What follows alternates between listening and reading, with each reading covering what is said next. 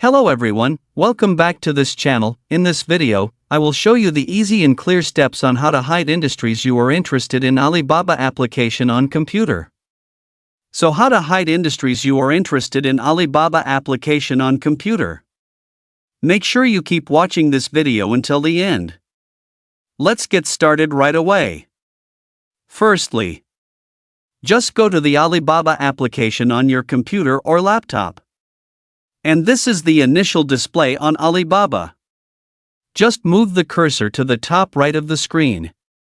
There are many options. Tap this profile icon.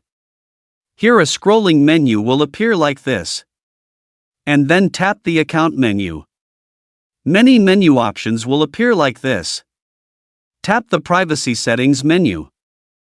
Here you are already in the privacy menu. There are many menus. In the industries you are interested section, tap Hide. After finishing scrolling down, and tap Save. This feature functions to hide the industries of interest and helps maintain privacy, protect business strategies, and prevent suppliers or competitors from knowing your business interests and focus. So that's it, tutorial how to hide industries you are interested in Alibaba application on computer. Thank you for watching. I hope this video is useful. See you in the next video.